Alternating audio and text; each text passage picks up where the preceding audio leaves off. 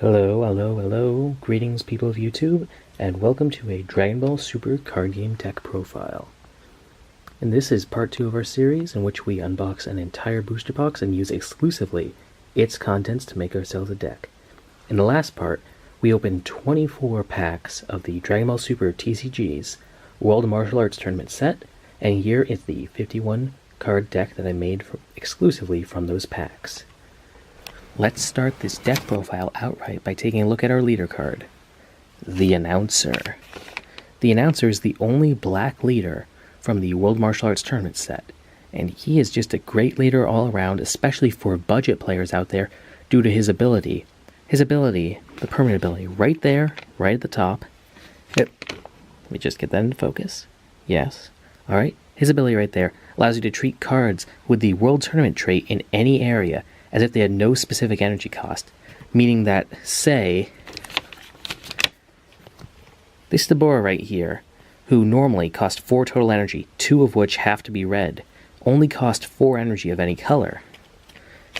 And this Martial Daughter Chi-Chi card can be played with any color of energy instead of requiring only 2 green. This basically means you can play any World Martial Arts Tournament cards together in a deck without worrying about energy cost, and instead only relying on stats and synergy. It just makes deck building a breeze for any budget players out there. On top of that, he also has the ability to draw a card whenever the first time a World Tournament battle card is played in your turn. And as for his Awakening ability, when your life is at 4 or less, you may untap 2 of your energy and then flip this card over. Now, that's a pretty standard ability as far as leader cards go, but I'd say it's actually pretty good, if not better than the more standard Draw 2 ability, because if you awaken during your opponent's turn, it allows you to it gives you 2 energy, which you can use to play counters or defensive or other defensive combos to prevent him from dealing the final blow. While at the same time, if you self-awaken during your own turn, it gives you 2 more energy to build up your forces more. Switching over to the Awakened side, we have Announcer, Referee Veteran. This guy still has the amazing permanent ability that the other side of the Announcer had, and for his auto ability he has the more standard when this card attacks, draw 1 card. Then he has a pretty interesting ability. He has a once per game activate ability, in which you choose 2 of your battle cards that contain the World Tournament trait, which, if you are using them as your leader, all battle cards have to have that trait, and they each gain 5,000 power for the duration of the turn. It's a pretty interesting ability. It allows you to really play aggressively, do that final push to deal that last life. But honestly, it's a bit of a shame that it's only once per turn. That's only once per game. Alright, that's our leader card. Now, moving on to the special, rare, and super rares, we have 2 Destined Conclusion Piccolo Juniors and 1 Destined Conclusion Hero. This lopsided pair is really the game ender of this deck, while Hero can be kind of a waste without a green leader to draw out his auto ability. He really comes in handy when played with Destined Conclusion Piccolo Jr. You see, Destined Conclusion Piccolo Jr. has an ability, his auto ability. When this card attacks, choose up to 1 of each of you and your opponent's battle cards and KO them. This is just really great removal. It's a bit of a shame that it also hurts your side of the field, but hey, at this point of the game, when he attacks, it's probably going to be the last turn of the game, if you're playing right. But if this guy KOs Destined Conclusion Hero, then he gains 1,000 power and Triple Strike. Triple Strike basically, it means you just, at this point, you automatically win, or you will draw out his last counter. Really good game ender, and it just really, that huge buff is pretty much just all you need. Moving down to the rares, we have our only extra cards in the deck, that being 2 copies of World Tournament Arena. These 2 are both field cards, and well, you just gotta include as many as you have in an Announcer deck. as their effect is only triggered if Announcer is your leader. This card effect is pretty much the same as the Awakened Announcer's once per game active effect. However, it does instead allow you to use it every turn. And these cards are really good for just buffing up your battle cards so you can keep up pressure, wean down the defenses, and just go for game. And now we have our rare Link duo, Test of Strength Son Goku and Test of Strength Oob. Goku is a simple beater, but when you play him, you can play Oob from your hand for free, and Oob has a really great removal ability if Goku's on the field. Ideally, you'd want a full playset of each of them, but I'm just working with what I got in the unboxing we did in part 1, so I'm just happy I got a full pair. Moving down to our uncommons, we have 4 Honed Moves Yamcha. Now, Honed Moves Yamcha is a pretty important card in this deck because in the Dragon Ball Super card game, having more cards than your opponent is more important than having more life. And this card has the ability to exchange 1 of your life to get rid of a bit of your opponent's hand. Plus, the critical stat right up top is really good for keeping up the pressure and making sure your opponent never gets a card advantage again.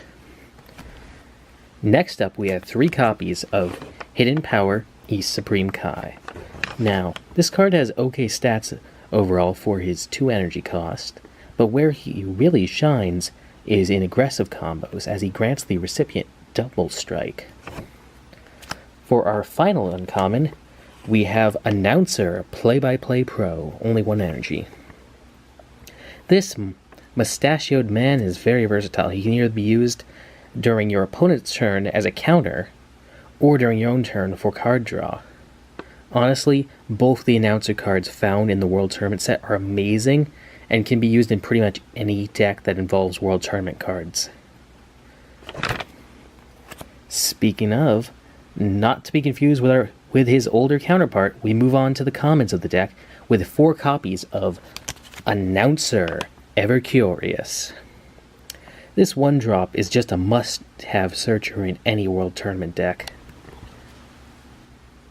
Next up, we have 4 pairs of the Awkward Situation Link card, Trunks, and Otokasuki Freddie Mercury. Yeah, both of these cards together make a great cheap removal, and it's good to have in any blue or World Tournament deck. Following that, we have a playset of Trading Blows Son Goku.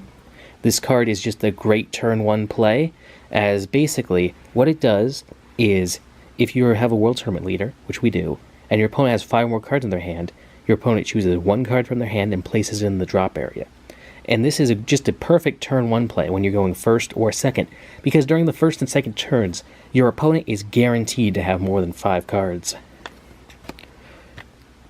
Next up, we have the second part, not really a Link card, but still, we have Martial Daughter Chi-Chi. This is our super combo for the decks. We're running 4 copies. It's a very simple, plus 10,000, draw 1 if you have a World Tournament leader with 5 or less. Now we're moving on to something different. We have 4 copies of Dark Duo Dabura. We are not running the other half of the Link card because Babidi is just very underwhelming. But Dabura has an amazing effect. It is great card removal. The only downside is it's not permanent, as once Dabura is destroyed, the 2 cards you remove from your opponent's hand return back to their hand. For our second incomplete Link card, we have 4 copies of Heroic Duo Videl. She's a 1-cost counter, but despite being okay, if I did have better card options, I would have removed maybe 1 or 2 copies. But as for cards that I would completely remove from the deck, if I had better cards available, it would be Trusting Relationship Popo and Trusting Relationship Kami. I have 1 copy of Popo and 2 copies of Kami in the deck. And, well, Popo's dead weight, his only function is to search out Kami, and Kami himself is nothing more than a subpar blocker. Really, these are just dead cards that only exist because of the restrictions I put on myself when constructing this deck. And that is the complete deck profile. As for the performance of this budget deck, I can't really say how it would stack up against competitive decks like, say, Cell Chain or Hirudegarn, but well, honestly, I don't think it would do that well, as the deck is far too slow and defensive to be effective. But in the kitchen table meta I often find myself playing in, it finds itself on the top tier. So, this has been our Dragon Ball Super deck profile, and the end of our two-part series. If you hated these videos and unboxings and deck profiles in general, or if you think this video was trash, drop a dislike, unsubscribe, and post a vulgar comment down below. Goodbye.